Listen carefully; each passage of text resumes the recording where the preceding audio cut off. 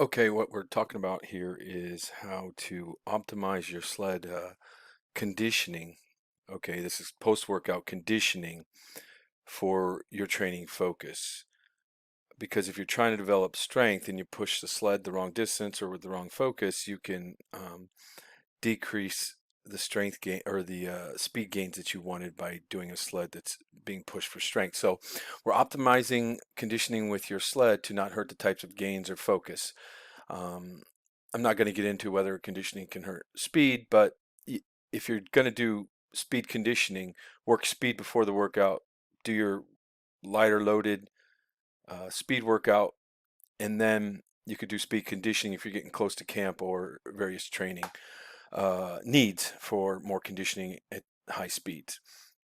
And basically, what we'll have is three protocols that we're going to quickly review for strength, power, or speed conditioning.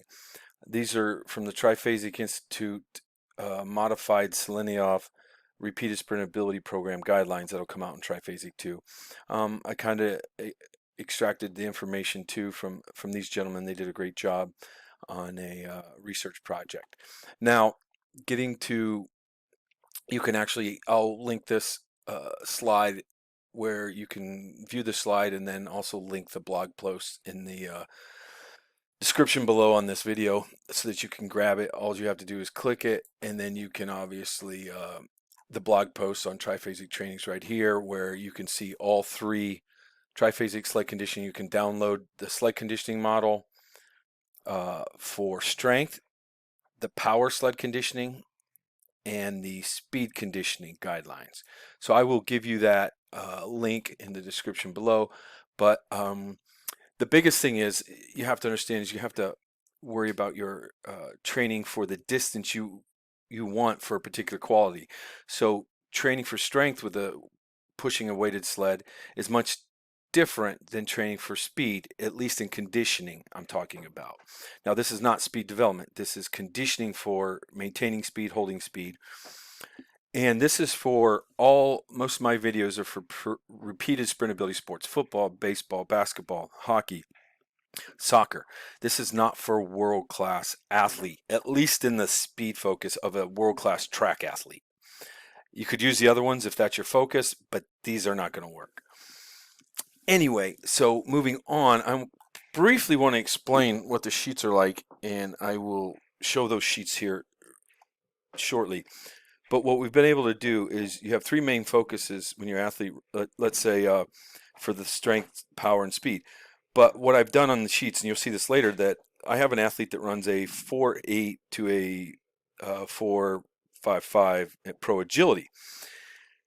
What you need to do is you will load up the sled in a strength focus. So let's say he's in the weight room working strength this day. He will load up the sled so that in 10 seconds, he pushes the sled 17 to 21 yards. This is working strength.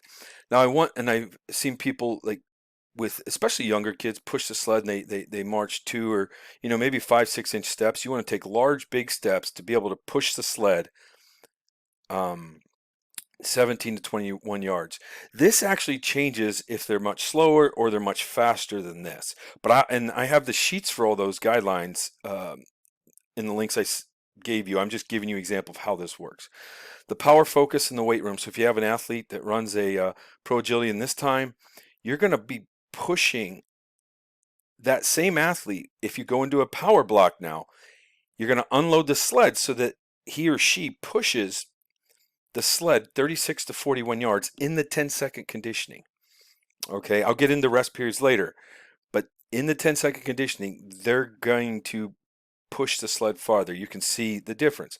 Same thing when that athlete, maybe you're getting them conditioned ready for football camp or basketball starting, and you still don't want to affect their speed by doing power or strength focus. You can do speed conditioning, and you're going to unload the sled again more so that they finish the sled at 10-second push for conditioning at 56 to 61 seconds. Why do I like 10 seconds? It's in the alactic zone, the short sprint zone, green phosphate phase, and 10 seconds is almost at the limit. It's maybe a little more, but arguably let's just make it simple and go 10 seconds. So these are your guidelines. and I'll briefly show you a part of the sheet. So the sheets look like this, and this is a strength focus 10-second conditioning.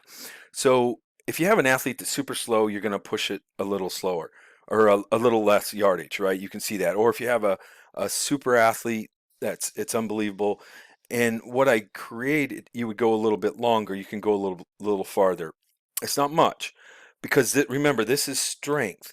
And again, I urge you on the strength. It's not so going to happen the power, but the strength. You don't want baby steps. You want long, hard driven steps.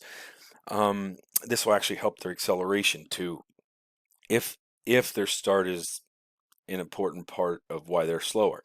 Now, I put not just your 40-yard dash, so whatever a coach has, 20, pro agility, any of these parameters, if you know, and hey, just take a wild guess. You're not going to be that far off as a coach to prescribe the distance, okay?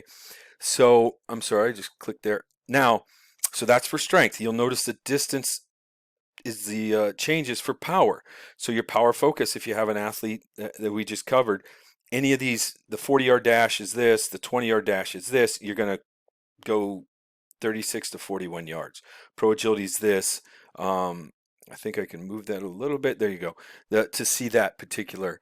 Now, again, same as the slide a few times ago, but the 40-yard dash, obviously, if you're in this range, you're 56 to 61 yards for performance conditioning for speed. Okay.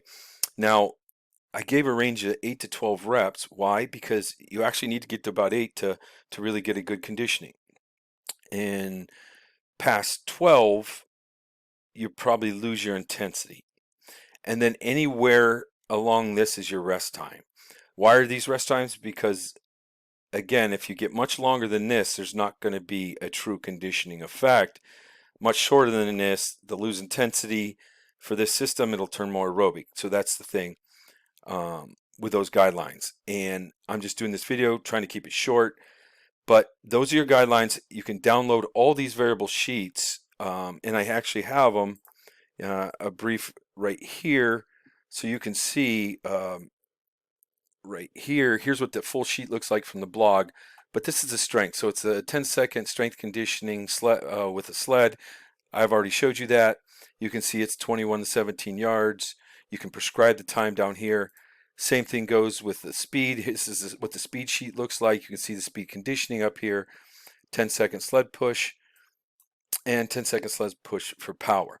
So what I'm telling you is you can get to this blog link and then prescribe the right protocols for your athlete so that you're not mixing qualities, and make sure that they're doing the right distance for the right yardage with the right weight on the sled.